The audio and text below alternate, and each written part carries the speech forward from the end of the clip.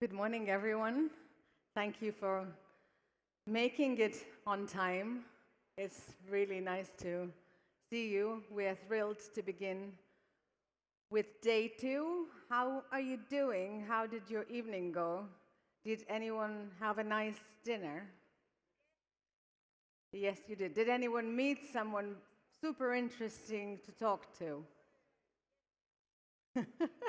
Thank you to saying yes to everything. I think everything worked, I hope, for most of you, and we will have another day which will be as thrilling and as full of content. Are there any people in the room who enjoyed yesterday's content? Yes, we are getting many more hands up. Thank you so very much for that. We will have today keynote speeches, panel debates, fireside chats, cultural segments. There will be a lot going on here. Before we begin with the first keynote speech, I would like you to welcome Director of the EIT Food for Southern Europe, Begoña Pérez-Villarreal.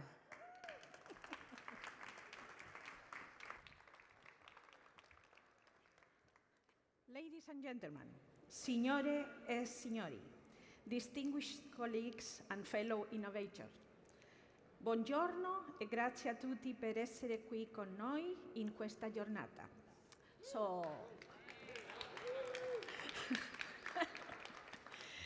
Welcome to today's very special session on the World Food Day. We should celebrate every day, as you know. In the South, we know how to do it. But today, for all the EIT food family, is our big day. I invite you now to explore for some minutes the Southern Europe's connection to agri-food, share the main challenges faced within this sector in the Mediterranean countries, and how Southern Europe is ready to lead innovation, and some other curiosities too. Southern Europe has long been known for its rich agricultural heritage, fertile lands, and world-class food production. Our distinctive climate, together with a diverse mix of landscapes, results in a wide range of products that are the basis of the renowned Mediterranean diet. Agriculture contributes a lot to the GDP of all these countries. However, we face several challenges too. To rename only 3 of them: water scarcity and droughts, soil degradation and desertification, aging farming population. Nevertheless, and probably because of these challenges, the South has evolved from the traditional roots and has transformed into an innovation hub, driven by technology, sustainability, and cutting-edge solutions for the food sector. I hope that you have been looking at them yesterday, and you will do that today too. Let me take you to a brief journey across the countries of Southern Europe to highlight how each one is contributing to this exciting evolution in the agri-food sector. And of course, we should begin with Italy, La Bella Italia, our host for this wonderful edition for the next bite. For example, did you know that Italy is the largest producer of organic products in Europe? It accounts for 25% of the total organic area in the European Union, and it has 82,000 certified organic farms. Italy is also home to innovation in precision agriculture, using drones, sensors, and artificial intelligence, and to optimize the crop fields. Approximately 40% of the vineyards and 30% of the vegetable farms are now using sensor technologies. And of course, Italy's leadership in high-quality food production means that sustainable food production is very relevant, with many initiatives connecting traditional agriculture with modern technology. If we go to the eastern part, what about Portugal? Oh, sorry, western part. A rising star in sustainable fishing and aquaculture. Portugal coastline is one of the longest in Europe. So it's a natural leader in seafood production. So the fishing and aquaculture sector is a vital part of Portugal's economy. And innovation, for example, like blockchain, allowing the tracking of fish from catch to consumer, ensuring transparency and authenticity in the supply chain are very important for the sector. And what goes very well with fish? Wine, of course, wine. So Portugal is one of the biggest producers of the world in wine. And you have a very nice coastline, surf, and wine. What is resulting? Startups. So the agri-food sector in Portugal is thriving. They have about 40,000 startups, 4,000 startups actively contributing to the economy, around 2.3 billion in revenue. We move a bit to Spain. Another powerhouse in the agri-food sector is one of the largest producers of fruits and vegetables. It's the vegetable garden of the EU, and its focus in innovation is impressive. Spain is leading the way in vertical farming and smart irrigation systems that minimize water use. That is crucial for the country where climate change is impacting water resources very much. And what a salad needs to be really healthy? Olive oil. Plenty of it in Spain. It's the world's largest producer of olive oil, responsible for 50% of the world's production. In good years, even 55%. The country is also heavily investing in food tech, including alternative proteins and novel food production methods. Let's go now to this part, Greece. Agriculture is a key pillar of the economy, contributing significantly to rural development. It's famous from its olive oil, wine, and dairy products like feta cheese, of course. But Greece is rapidly adopting as well smart farming technologies. And so we have a wonderful example in the island of Crete, where farmers are using GPS tracking device disguised as olives. Yeah, wonderful. So if we go to Turkey, now with its vast agricultural lands, is another critical player in southern Europe. Turkey is one of the world's food producers of fruits, vegetables, and grains. Very active, applying innovation in sustainable agriculture and food logistics. And Turkish agri-tech startups are developing solutions for soil health monitoring, from soil health monitoring to artificial intelligence-driven logistics that ensure fresh products reaches market faster and with less waste. And now we are finishing with a very nice island that we have in the middle of the Mediterranean, Malta, that is leveraging its limited land resources by developing smart farming technology that maximize the output in very small spaces. And additionally, innovators in Malta are working on sustainable food packaging solution to reduce the plastic waste in the food supply chain. And finally, Cyprus, with its unique Mediterranean climate, is focusing, of course, in innovation in water-efficient agriculture and irrigation technology, because they have a very big challenge with water scarcity. Together, these countries form a dynamic and rapidly evolving agri-food innovation landscape. Southern Europe is not just preserving its agricultural tradition, it's reimagining them. It's creating a future where sustainable food production, cutting-edge technology, and efficient distribution system define the journey from farm to fork. So, after this journey, why are we gathered here today? From precision farming to alternative proteins, from smart logistics to food traceability, the opportunities are immense. At EIT Food, we believe that innovation-based collaboration are key to succeed in facing the challenge mentioned before. That's why we work in regenerative agriculture program. We work in Salvacomidas education project within the EIT Food Educators program, or the EVA program, where we have, together with our colleagues in Northeast, we have been supporting 500 women entrepreneurs the last years. By the way, yesterday it was the Rural Women Day, so a lot to do with the EVA program. We have wonderful examples there. So at this point, in addition to thank our regional team in the delivery of these programs, I want to give a special thanks to our partnership team that have been key during these months to encourage partnership and alliances. So I would like to thank you to our key account managers and ecosystem managers for being so patient with all of us at EIT Food and so helpful with our partners and our community members. So join me to congratulate Paula, Daniel, Teresa, Celay, Justina, Alicia, Malte, Mirex, Nazanin, Laura, Ana, Susana, and Regine. They are over there. So, as we move forward in today's discussions, let's remember that innovation in the agri-food sector isn't just about feeding more people. It's about feeding people better, more sustainably, more equitably, and with a focus on preserving our planet for future generations.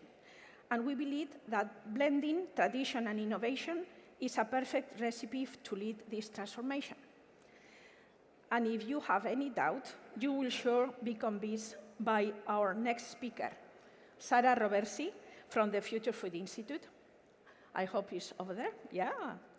For the moment, grazie a tutti, thank you, and let's continue today celebrating this exciting journey of unlocking innovation. So have a very good day.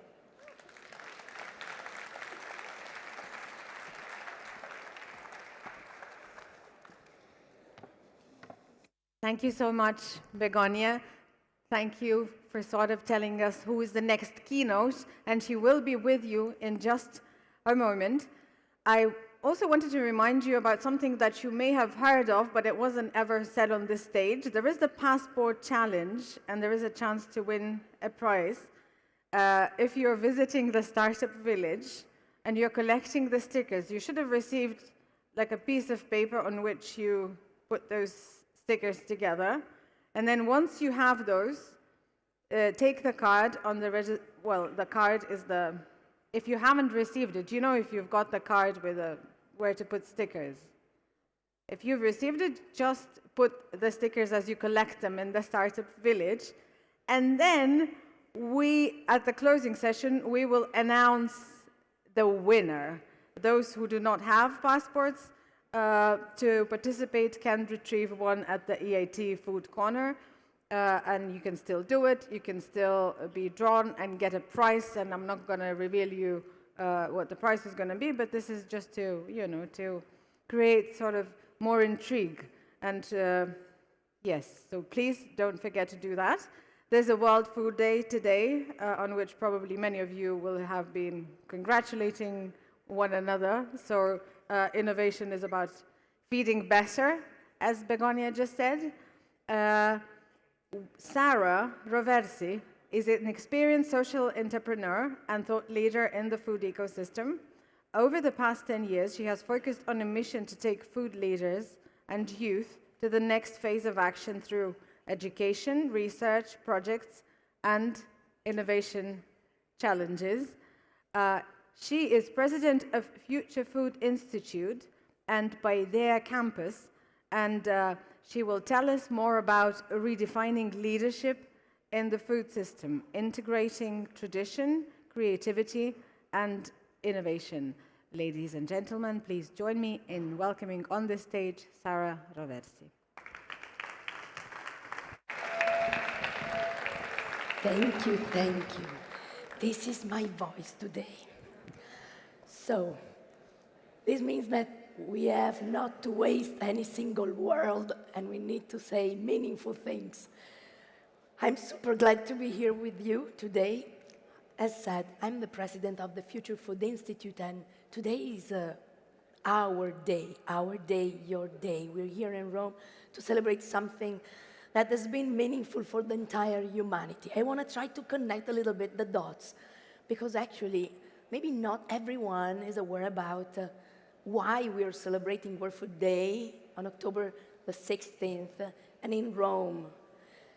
Actually, I tried to do a little journey within our history, and I was wondering why the United Nations decided to establish the headquarters for food, not in Geneva, not in New York, but in Rome. And I was fascinated to basically discover that basically in our roots, we can find some of those insights. And I started studying our history. The Mediterranean was playing a very important role within the past. It was a place where cross-pollination was floating, but also where within the Roman Empire, the first laws related to food security, the regulation of markets, agriculture were established. And also the first cookbook was written within the Roman Empire. Then, back in 1914, the United Nations decided to establish in Rome the headquarters for food with the Food and Agriculture Organization. And October 16th, they decided to open up the embassies for food here in Rome. After a little while, we started celebrating this day. And of course, when we talk about food, we know that we need rules, regulation, we need to establish what basically policies can do to advance what is the most fundamental needs for human eating. But also, I wanted to go back, understanding that we need something more. We need to explore what is needed to make it fair, not only accessible for all. So the claim of FAO is fiat panis. Let's make food accessible for all. We need to feed them all. But we need to feed them also in a clean way, in a good way. It needs to be tasty, because food is pleasure. But also, we need to make sure that it's fair. So, of course, when we're talking about food, we're talking about some of the most critical things and aspects humanity is facing. And of course, I'm always very fascinated by thinking about food that represents everything in our life. Food is medicine, food is life, food is community, food is identity, food is culture. People working on food are the ones taking care about the environment, taking care about our health, taking care about the health of our places, cities. Of course, when we're talking about food, we're talking about rituals. If you think about that, every religion has something related to food. When we need to celebrate or to show that we care about something or someone, there's always food connected. So, of course, it's very fascinating working in food. And all of you, if you're here, this means that you are working in this incredible sector, but means also that we have strong responsibilities. We have strong responsibilities that connects us with what is happening in these days. And of course, we need to talk about what are the largest paradoxes of our era, where again, if we go back talking about food, food is always connected to that. When we're talking about food, we're talking about dying because of bad eating habits, cardiovascular disease, obesity, everything that is connected with bad nutrition. We're dying for hunger because, yes, we haven't solved yet this issue. We have friends now taking care of that, but yes, we haven't solved yet this issue. Probably because we have been trying to solve this issue in the same way for decades. Then, yes, we know how much food and climate are strictly interconnected, because, yes, we know how much we can impact and damage the environment by growing food in the wrong way, but we also know how much the food industry is affected by that. On the other hand, we're wasting too much, and there's a huge opportunity within this waste, because we know that we can transform this waste into value. And it's a huge cultural issue because still there are parts of the world where the topic of food waste is a huge, huge, huge challenge. So of course, when we're talking about that, we need to talk about what are the resources we have available. When we started back 12 years ago, we were very frustrated about that because we know how much the pace of consumption and exploitation of the world resources is going, and basically is worse and worse every year. This is the overshot days map, and probably 2015 is not going to be better. And of course, we know also that the growing population needs to be fed. This is going to be a big challenge, but we also know that we need to understand where this population is going to live. I'm not 100% sure that they are all going to live only in big cities, as we were saying before the global pandemic, but anyway, they are going to reshape the world. Because when we think about the growing population, we always think about a growing population evolving in the same way. But we never reflect enough where these people are going to live. We're going to have part of the planet that is going to grow older. I'm thinking about Italy. I'm thinking about Japan. We're going to have part of the planet that is going to explode. Very young continents, places where they can have good capacity in production, but they still are lacking in infrastructure, transformation, refrigeration, logistics. We need to feed them all. We need to understand where they're going to be. We need to make sure that they're not going to get sick, and we need to make sure that the planet is going to be there. And of course, if I'm thinking about data, the 2030 agenda have been clearly saying that 2030 is a milestone. Maybe we're not going to reach the goals, but anyway, 2030 is a big data. That the other one is by 2050, 10 billion. But we have to think about what's going to happen in 2100, where we know that anyway, the global population is going to decrease again. Because we humans, also because of we're not eating healthy enough, we're becoming less fertile. We're not going to grow at the same pace. So I'm thinking about the beautiful planet that this girl is seeing. Probably is not going to be like that, blue and green. Probably it's going to be gray because we're not going to have any more resources. So of course, this is pretty frustrating, but of course, this let me reflect about the strict interconnection between the health of our environment, the planet, and our health as humans. And food is really there, is the nexus in between the equilibrium between our future and the future of our planet. So, with the Future Food Institute, when we started, was before the SDGs were announced and so on. And we were very fascinated by thinking how we can solve the issue. We need innovation, yes. We need the cultural shift, yes. But then we said, okay, we want to start an ecosystem, feed an ecosystem that can advance together, exactly like we are doing in these days. Here we have start-uppers, scientists, academics, industries, policymakers. This is something that we need to approach all together. And we decided to work with our communities within our living labs, to focus our attention in education, not because we know everything, but because we all need to grow together and learn together, because the frontiers and the challenges are new every single day. And we still have a lot to study and discover. And at the end, of course, we need to support the ecosystem to innovate, not only big industries, also in administration and policy making, we need to innovate. We need to innovate the way we're teaching. We need to innovate in every level of our society. And this is a little bit what we have been doing, creating different living labs where things are happening. And we understood that we wanted to do that with the communities, together with the communities. Because when we're talking about food, we're talking about something that touches everyone. Of course, if I'm talking about other sectors, not everyone is an expert. We're talking about food. Everyone is expert. Everyone takes choices every single day about what eating or what cooking for someone else.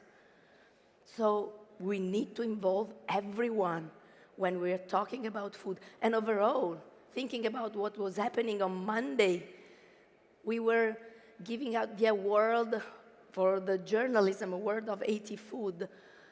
Why I'm talking about that? Because we need to make sure that everyone is going to be exposed to data. We need to help people to understand these critical topics. So also journalists are playing a very critical role when we're talking about food. This is something absolutely fundamental. And so our journey started from there. And back in 2012, I come from Bologna, you know Bolognese sauce, you know Parma ham, you know Parmesan.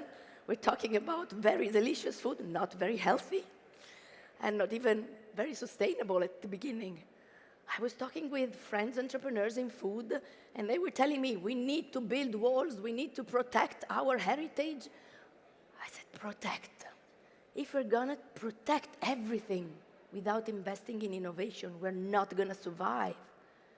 We need to understand how to transfer the heritage to the future, how to adapt the heritage to the challenges the world are facing. And of course, we need to build bridges. So back in 2012, we started talking with some fellow entrepreneurs, industries that were forward-looking, and we started really understanding that there were an opportunity to start to open up to innovation, digital transformation, and explore and learn together. And here is actually when started our journey. We decided to take our flight, go in the Bay Area, that was claimed as the Food Innovation Valley. And we started connecting with the innovators that were at that point, starting pushing a lot on technology, drones, sensors, 3D printing for food, any kind of technology applied to food, starting to organize the first food hackathons. And back in 2012, it seems an era ago, was the first year in which investments were made in food and tech. So of course, back in 2012, we started mapping out what's happening around food, understanding that digital, humans, and the cultural infrastructure were slightly changing in every interaction. How we were producing, how we were transforming food, a lot on also how we were, say, dealing with food in our homes. I'm talking about eating lifestyles. Our eating lifestyles have been changing a lot. There are places where real estates are creating homes without kitchen. For us, and home without a kitchen cannot be named home. Home is around the kitchen, the fire where people is cooking together, where people is talking, where people is sharing. And we know also how much cooking together makes a huge impact on health, mental health, the bonding, the relationships. Of course, if we're starting building kitchens empty, with just technology, where people are not cooking anymore, we're cutting a big piece of our culture. But I'm talking also about awareness, how we are creating our awareness about what we're eating. In the past, there were the doctor, the mom, the grandma, the farmer, the fisherman. They were telling you what to eat, what was good, what was seasonal. Now it's something else. It's an algorithm. And, okay, how might we choose the right thing that is good for us? Of course, this was the starting point of a big journey that ended up to the map of the seeds of disruption that we've been basically developing together with the Institute for the Future from Palo Alto.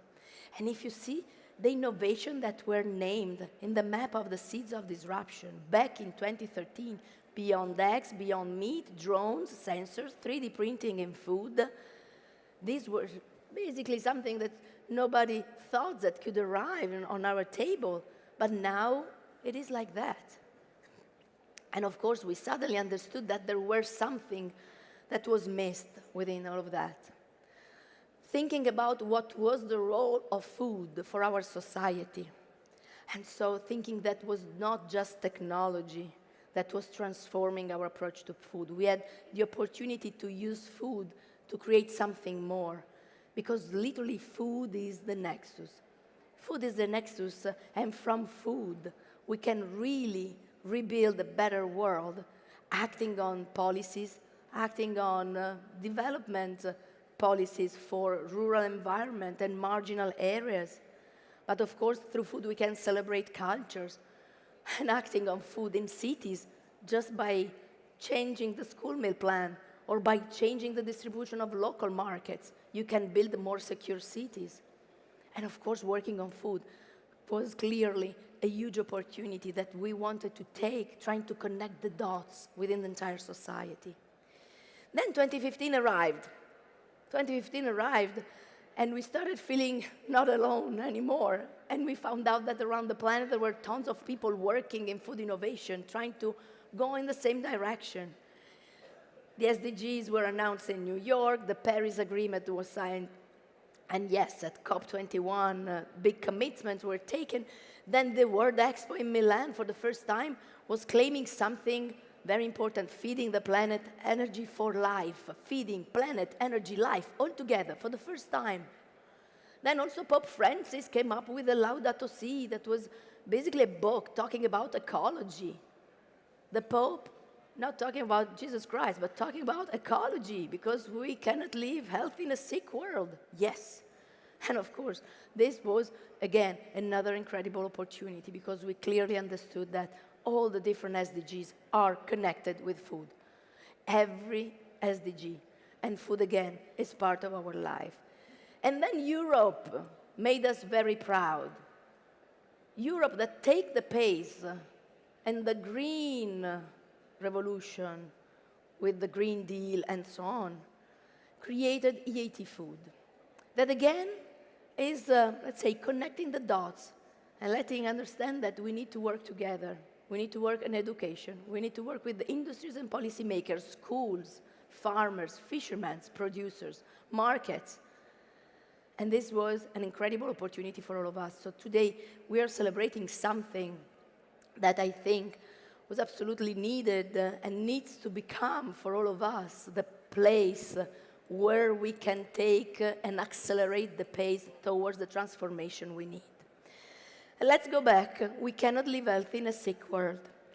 And we clearly understood that the approach to sustainability we were having till the day before was not enough. And we understood that we needed to approach to sustainability in a different way. Approaching sustainability from the integral ecological approach, understanding that, yes, we need to take time to talk with policymakers. Yes, we need to care about the environment first step. Then connecting and analyzing what's the impact of the environment on the health of people, caring about our community. Yes, because we need to also care about how we humans are working and living together. Then, let's not forget the pillar of culture. And yes, also economy needs to be part of the game, because without that, we cannot maintain the equilibrium that is needed. And we clearly understood that the approach to innovation we were having till the day before was not enough. The title of this panel was talking about creativity and innovation.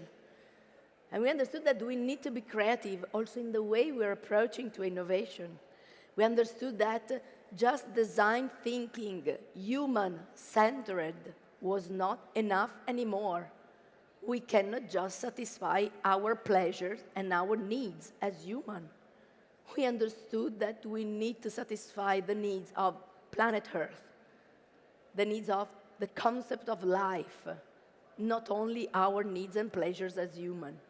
And so we started framing our focus around the topic of prosperity, creating something that was narrowing not only humans, but the entire ecosystem.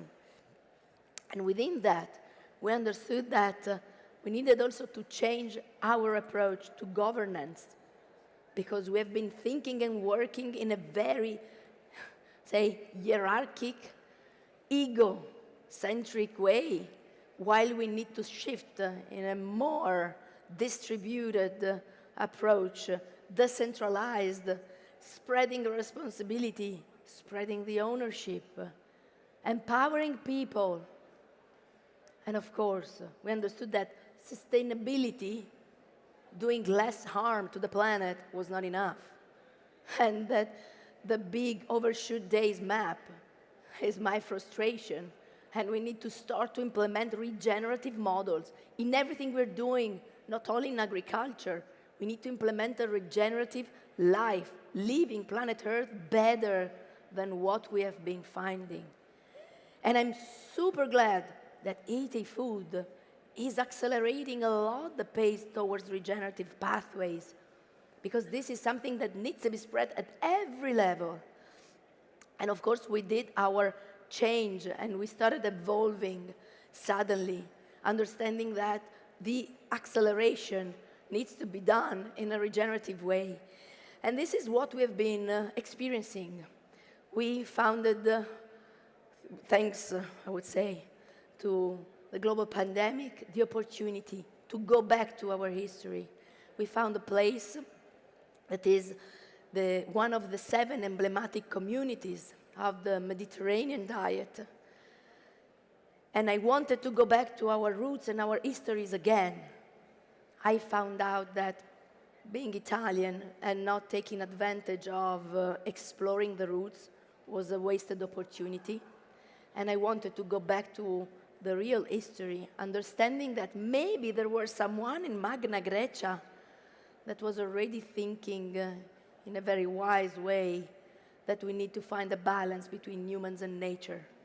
And I found out in Pollica, the Italian emblematic community of the Mediterranean diet, that is not a diet, but is a cultural framework, that over there were the archaeological park where Parmenid and Zeno, the Greek philosophers, back 3,000 years ago, they were already studying what means creating an equilibrium and finding an equilibrium between humans and nature.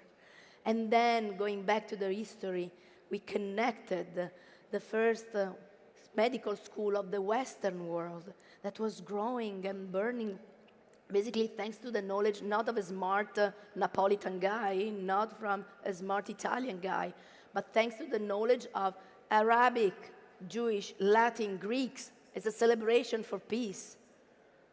Cross-pollination, cultural identity that were melting and connecting and creating global good.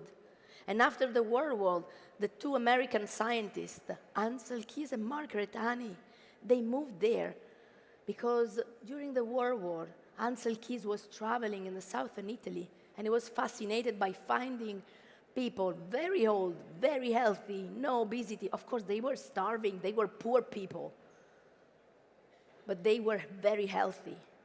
And when I arrived there, I was very fascinated because I found out that in the modern era, this community was able to preserve this strong ecological consciousness and the strong heritage. And I found out that the place that now is holding the heritage of Mediterranean diet, by the way, is embedded in the geopark that is holding 1/3 of the biodiversities of the Mediterranean. He's famous for his centenarian people. We have grandpas and grandmas, 95 years old, living alone with no caregivers. So this means that they are healthy. So consider the cost of health of these citizens. And talking with farmers, I discovered that over there, the majority of them are regenerative farmers. And for them, it's not cool. They didn't move to regenerative because of Kiss the Ground. They don't even know what is Kiss the Ground. They were regenerative since ever.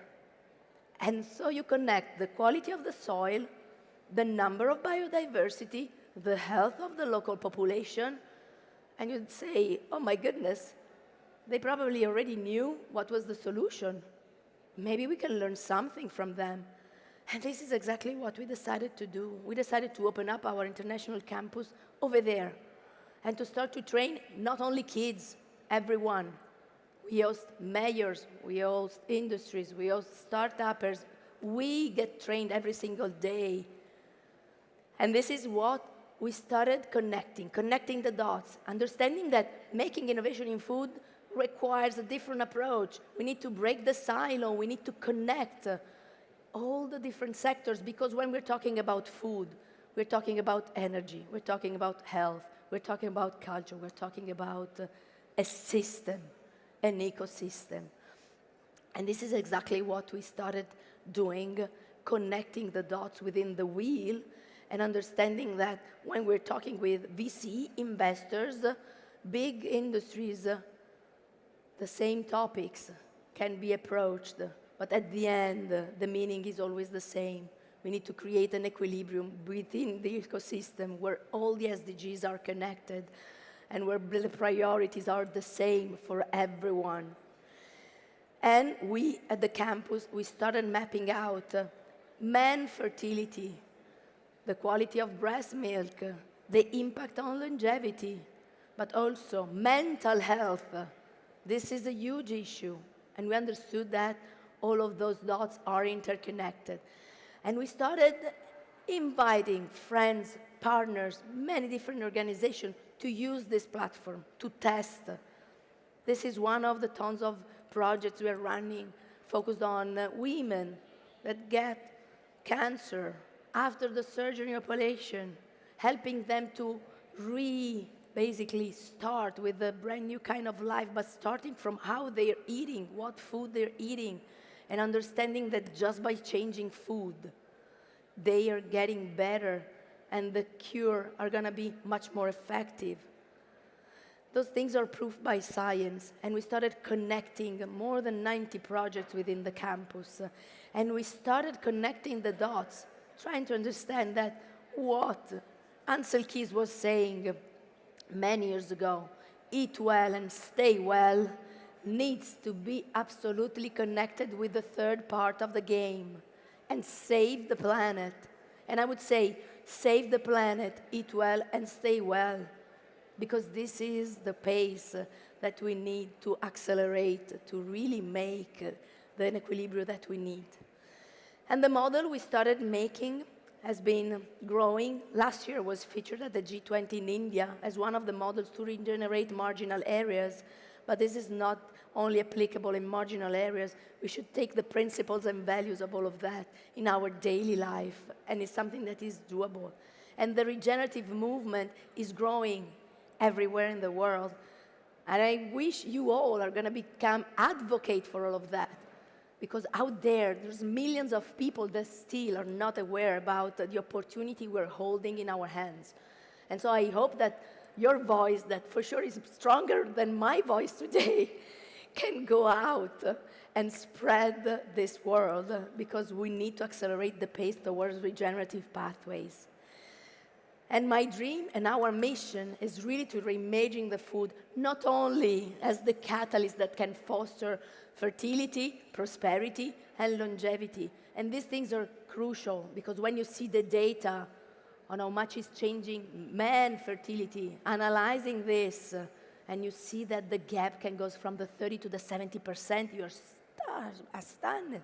And you can say, oh, there's a lot we can do.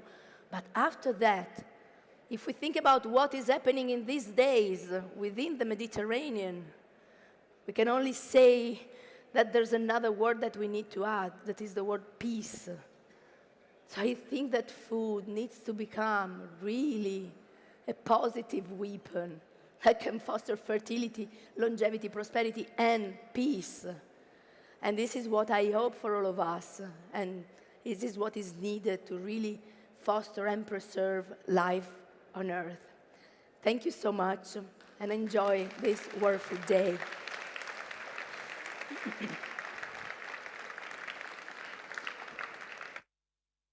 Thank you so much, Sara. I know you said that your voice was not strong. It wasn't in the beginning, but with all of the passion and the energy and the enthusiasm, I think it became stronger and stronger every minute. I will just ask you one question, because as you say, you have to save your voice. Thank you so much for your presentation. You have talked about regenerative pathways a lot. What specific role does the Mediterranean diet, which you say is not a diet, play as a model for sustainable and regenerative development? So let me frame a little bit this concept. Many people have been naming Mediterranean diet, just sharing the pyramid and telling you what to eat. Eat more pizza, eat more tomato, not at all. We're talking about a cultural framework. I invite you all to read the UNESCO dossier that is basically declaring Mediterranean diet as a World Heritage. They're talking about agricultural practices. They're talking about biodiversity, rituals, time shared around the table, and convivium. So it's basically a cultural framework that can be applicable everywhere in the world. This is also the reason why we're working closely with the United Nations to make the Mediterranean diet something that can be accessible for all. And it's a model that we found out that is very, very tangible to better explain the integral ecological approach. Because when you're talking about the model, then the cultural framework, you're touching the vision and the political action, preserving the environment, seasonalities, food, resources, the health of people, community with convivium and sharing food, but also the cultural pillar, and of course, supporting economies, fostering local markets, and supporting food to be accessible for all. So this is how we intend regenerative approach within the framework of integral ecology, using Mediterranean diet as the most tangible example.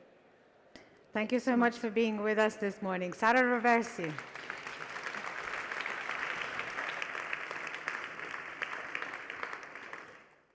We will now break for a couple of minutes, because in a couple of minutes we will resume the conversations of track 1 here. That also means that you can choose other tracks if you prefer that. The program is basically listed everywhere around you. You can have a look, choose what you would like to see, and we would come back here for the plenary to talk to Tim Spector at 12:30, but that's after many things have happened. So in a couple of minutes, we're going into a silent mode with the headphones here, so do bear with us, don't go anywhere. It will all resume very soon. Thank you. Parneet Kaur is a sustainability and women's empowerment advocate who's reinventing diplomacy and advocacy through the power of storytelling. As an emerging Indian poet who debuted at COP15, she has performed at international conferences, all of the biggest ones. She's a creative communicator working at the intersection of sustainability, policymaking, and empowerment. Let's just welcome her on stage with a big round of applause. Thank you so much for the opportunity. So I am Parneet and I'm joining here from India. I am an emerging Indian poet and also the founder of Poetry for Planet. So Poetry for Planet is basically an organization that uses storytelling and poetry as a medium to empower and heal the climate community. Today I'm here to share how agriculture, agri-food systems, and gender are interlinked. So I come from India, where women, less than 2% women own land in Punjab. So here's a tribute which borrows inspiration from my mother, and it talks about the goddesses across the world who have inspired a revolution in agriculture. When I think of good food, I think of my mother, her ghee-laden bread. I think of my grandmother, her buttermilk and curd. I think of my aunt who plants mangoes in little pots. So I unbraid my hair all the way to the root, to the very first farmer, a young woman. I reckon she would sow wild berries playfully along the banks of a dainty river. She would sow wild berries for her children to harvest. Yes, you and me. So I sow one, and my sisters too, as we walk in the footsteps of our great-grandmother. Yet, when I ask you to picture a farmer, is it a young woman? Is it a young man or a woman? However, now far from truth, as I speak of a saga unforetold, less than 2% women own land in my Punjab, the land of 5 rivers, yet none flow to the land of my sisters. When I think of good food, I think of Ceres in Rome who blessed humanity with the gift of agriculture. I think of Isis in Egypt, who saved man from man by offering him barley instead. I think of Annapurna in Kashi, who had God at the mercy of food. So, when I ask you to picture a farmer, is it a young woman, roughly my age, now? Thank you so much. It was a pleasure.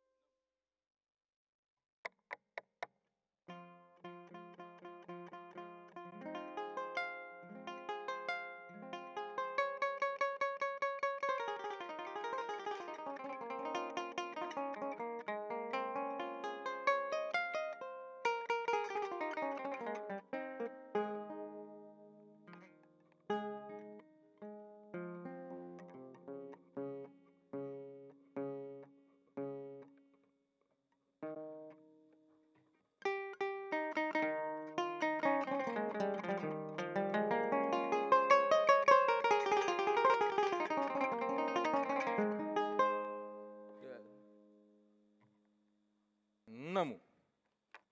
Namu. Balisaba, susaba, sama-sama burilaba. Namu. Ya. Bro. Namu. Yikodi. Yikodi. Namu. Balisaba, susaba, sama-sama burilaba. Ya. Obetu balema. Obetu balema. Ya. Udamoro.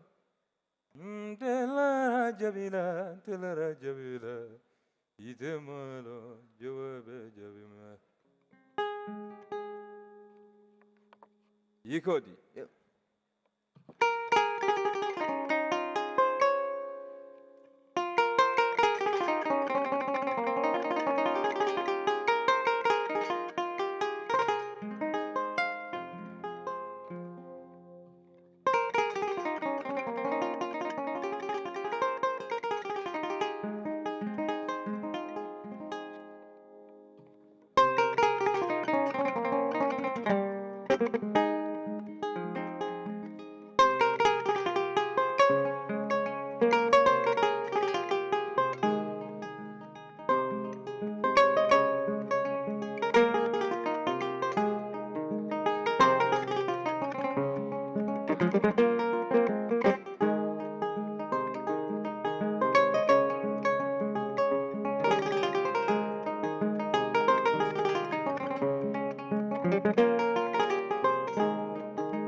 Midala tubale, londo be tubale, midala tubale, barako be tubale, futala gine tuba moro, karama jabi, jamajigi, tuba, ila tuba, tuba, ila tuba.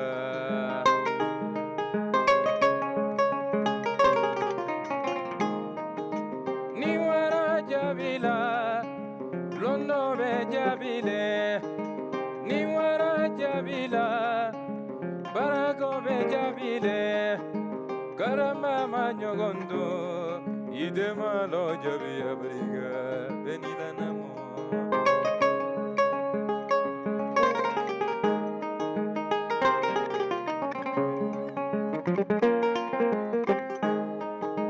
Yagonu be badila. Wolo jigi mumbajidi, subonu be ulala. Wolo jigi mumbulaye, ademalu jigi tuba moro, delara jabila tuba.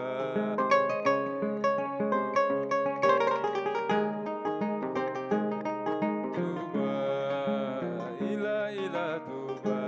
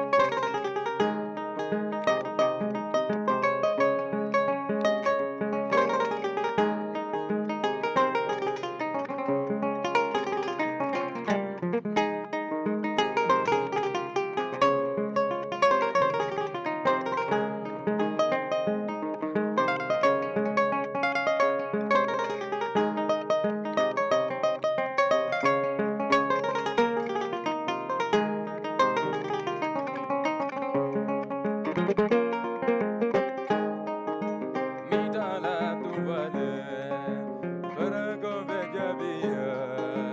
Mitala tubale, inno bejabia, yedua.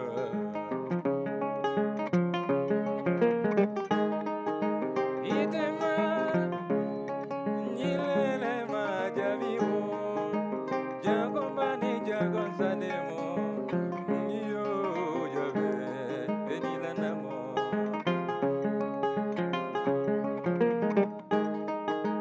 Delara jabila, duabe jabia.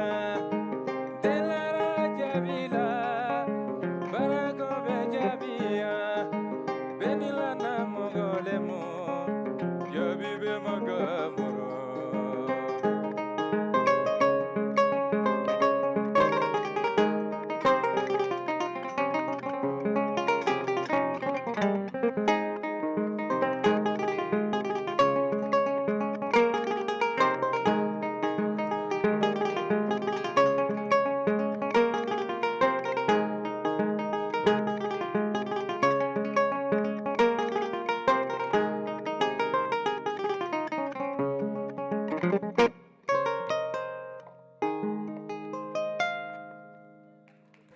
Thank you, guys. Mami Sanyang from Senegal, Casamas. Fatoumata Cissé from West Africa, the Gambia.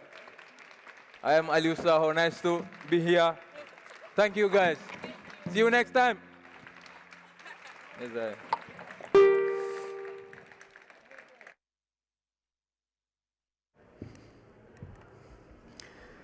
A big and now final thank you goes to Kora Heroes. Let's give them another big round of applause.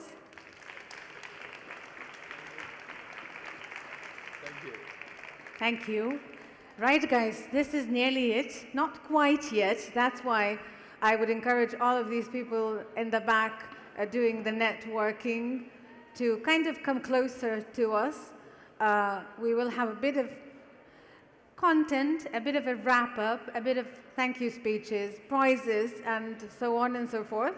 And then there will follow a cocktail where you can continue networking, because obviously that is one of the reasons we have all gathered here and spent fantastic 2 days.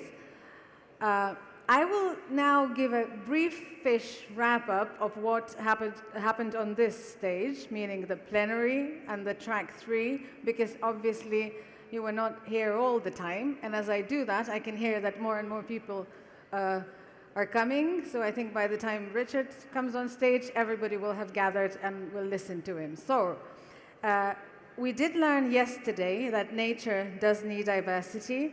Designing food for nature to thrive is challenging but possible, and the biggest challenge is to deal with retailers. We have to replicate circular design for food. If we talk about competitiveness in Europe, we need scaling in synergy. We need dynamic system modeling. To have competitiveness in the next 5 years, we need to crystallize specific variables from the regulatory framework. To allow companies to grow and compete, we need one legislative framework. One way to achieve that is not to necessarily harmonize all the 27 regulatory regimes, but rather create the 28th regime. This is one of the ideas. We had a session on protein diversification, which everyone was very much excited about. We had a great example from Denmark, where we said that artificial meat is a business opportunity for farmers. We need to talk to people we are different from. Talk to the ones that are most against the green transition, for example, to foster the change. Carbon emissions tax on agriculture is to be voted for soon in Denmark, 20% of land to be taken into forest and nature, and farmers are not complaining. Nature organizations and Agriculture Council talks with one another. So that means that walls are being torn down, and change is slowly happening. To make change on a greater scale, we need to be working with cultural context, not just climate context. Protein strategies wanted from the EU, and there is no real strategy coming out, but there is a great need. We had a keynote on with Tony Hunter yesterday, who said that there is not enough arable land or fresh water on the planet, and we are approaching the interaction of 5 technologies that will guide the future of food: alternative proteins, circular agriculture, genomics, microbiome, synthetic biology, and there will be AI to drive the other 5 technologies, and AI will drive answers to the questions we didn't even know we had, and Tony Hunter called this a exponential growth that we will experience and we'll see in the future. And one final thought by him was that the greatest world's problems are also the greatest world's opportunities. In the morning, on this stage, we had an overview of the situation in the southern countries. We have said that we need to innovate on every level of society. We need to involve everyone when talking about food. We need to transfer the heritage to the future, because if we just leave it to be preserved, that will not be enough.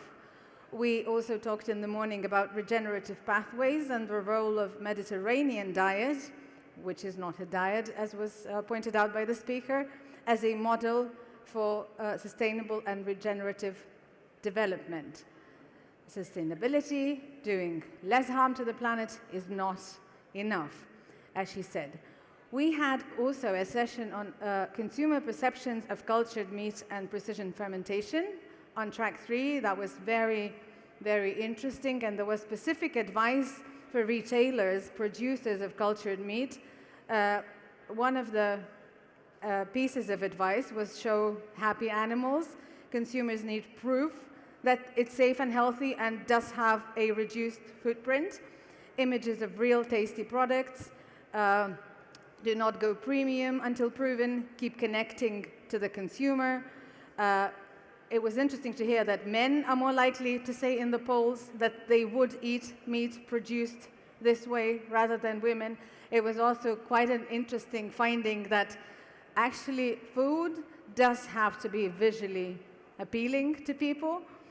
And then there was a suggestion to, when we talk about cultured meat and precision fermentation, what kind of terms to use. There was a question from the audience, and one of the suggestions was clean meat versus slaughter meat. But then it was an interesting suggestion, and there was an encouragement to start coming up with new terms, because that is important. But the most important message is that there should be no lab element in that, because then people get discouraged.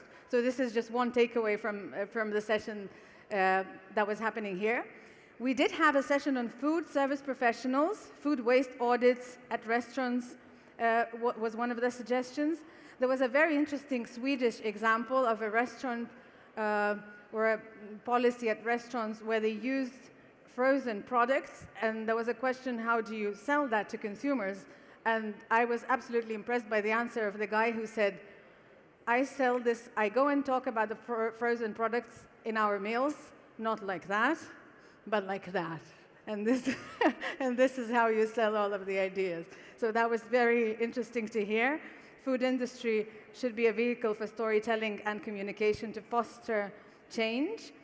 A restaurant is a great place for conversation, and it's very important to get customer feedback in person. We will be getting your feedback very soon, but that will be happening online. So this is just me telling you about this. That will happen in a couple of minutes. An initiative, Great Taste, Zero Waste, was mentioned, where there are free tools and tips, and something that you can check. And then we had another session on data. There are many challenges faced by industry in collecting data, analyzing data, reporting and communicating the data credibly. Consumers are also confused about what communications to trust, and so on and so forth. And we have talked about the International Alliance for Food Impact Data. It will be an enormous challenge, but it is happening. It will possibly solve many problems because we cannot underestimate the importance of data as a tool. Then we had Tim Spector, who said that we do need to serve the needs of our gut microbiome, but food should not be torture. We should still enjoy it. We know very little about our gut microbiome yet, so in the future we will possibly have many chances to get possible confirmations that the secret is not just in the genes, but in the microbiome as well. More in it, probably. Even if developments of biotechnologies applied to food are still very recent, one anticipates that they will impact the sector like no other technology before. We had a session on that. We said that more coherence, more consistency is needed. Scientists do require consistent funding. Not all innovations will come from startups. Startups are facing scaling issues, the capital issues. But overall, it is grand because we're moving to the next phase, the fourth revolution, as it was called, of basically microbes making food for us. So this is a huge deal, and we have to take the moment to grasp it. It will require lots of money, but we will do it, as the speakers said. We just need cohesive policy. The last session here on the stage that you probably visited, a lot of you yourself, it's possible to predict if consumers will accept policy. And there were some other tracks from there. I've just gotten very, very few notes, so I'm going to read them out. I myself did not visit any of the tracks. I was always here, so just a few highlights. The global population aged 60 will grow by 34% by 2030, reaching 1.4 billion. Increased life expectancy is accompanied by a rise in NCDs and age-related conditions, and these conditions drive up healthcare costs and reduce the quality of life. The UN's Decade of Healthy Aging emphasizes the urgency of addressing healthy aging. Vision of the Healthy Aging Think and Do tank. In the future, the food system should be fully aligned with the needs of aging populations. Standardized dietary guidelines do not work for everyone. The most important choices we can make for our health are the food choices we make every day. We need to work with farmers to achieve a lower carbon footprint. GHG emissions of a single product can vary more than 50 times, depending on factors such as origin, feed, and agricultural practices.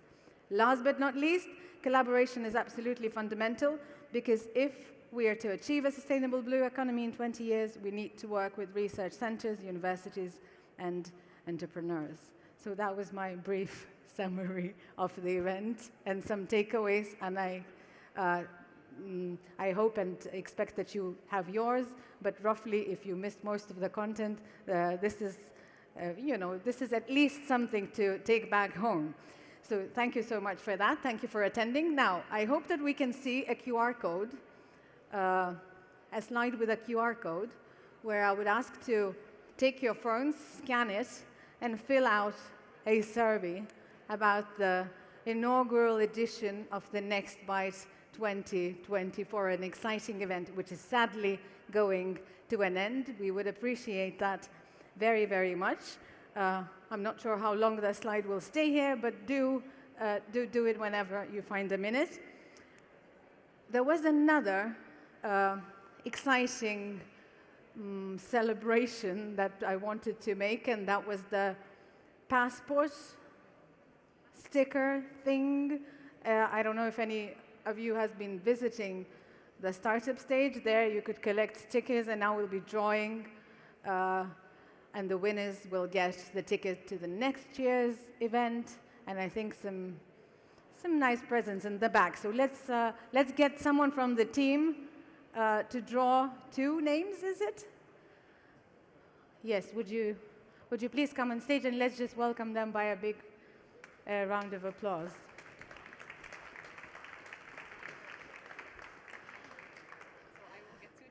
Okay, so yes, if you could get 2 names, I will see if there are any any stickers. Yes, well, maybe not that many, but I hope that this is the people who collected all of the stickers that were there, and we will soon find out.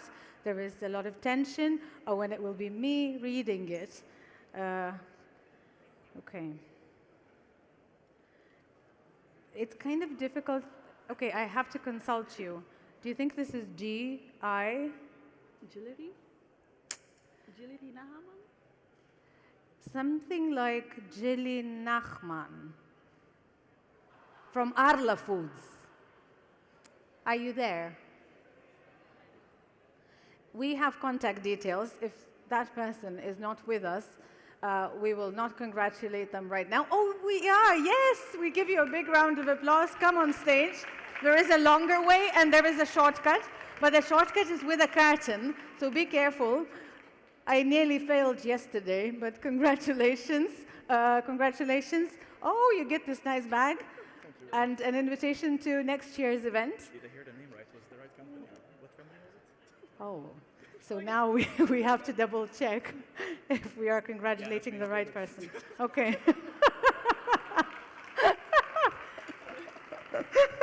Okay, let's do now the double checking before we deliver the prize. Let's try that. Okay.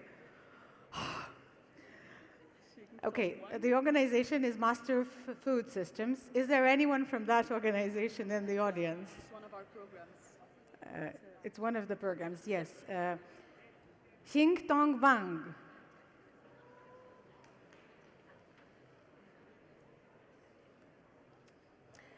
Otherwise, if we have... Yay! Come here.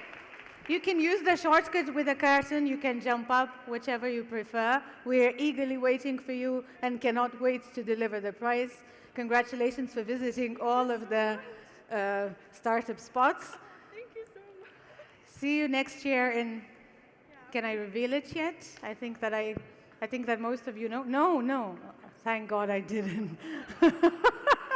Thank you so much. See you next year in wherever that takes place. Do not forget to keep filling out the evaluation form. Right, what else did we have to do? I think that the last thing and the most important thing that we want to do is to get Richard back on stage to deliver all the thank yous and all of the farewell notes. So thank you so much for being such a fantastic audience, for being so active, so interactive, and I hope to see you some other time. Thank you so much. And Richard Zaltzman gets on stage, the director of EIT Food. Thank you, Zwilia.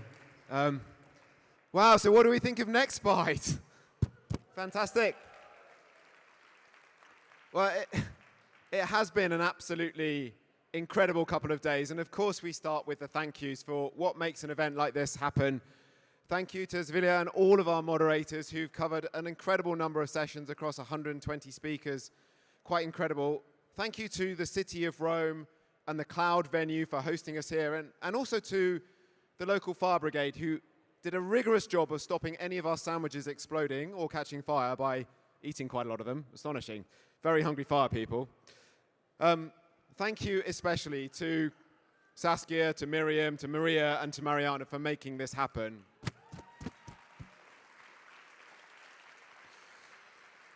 Next Bite as a concept was just a dream this time last year. It was just an idea that they've grown into an incredible seed, and I think is going to be a platform for our future as a community. So an enormous thank you to you, and of course the rest of the EIT Food team, the Next Bite working group that have been working on this tirelessly for a year. I would like to embarrass you and ask the Next Bite working group and the EIT Food team to stand up, please, Mercedes.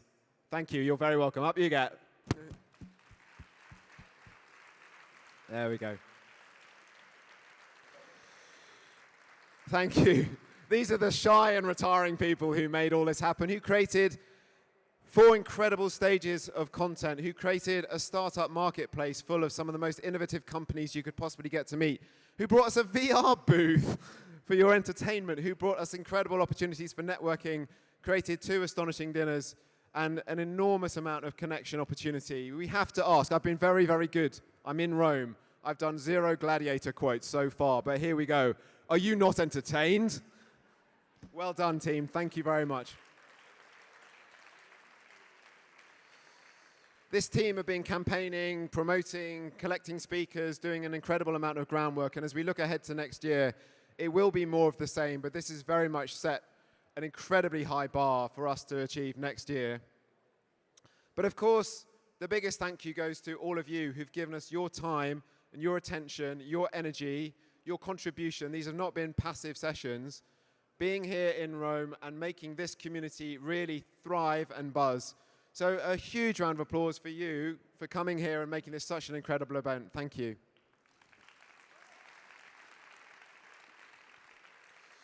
Now, there are a few congratulations. There have been lots of announcements, lots of awards. I just want to call out congratulations to all of our EIT Fan Tech Validation Award winners, all of the startups who did that.